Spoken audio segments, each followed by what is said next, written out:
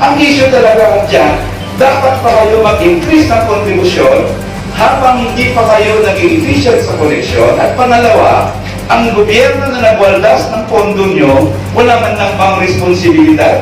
Yung pangalawang tranche ng 1,000 pesos na matagal na hinihingi ng SSS, yan ang mobilyaso dito. Bakit?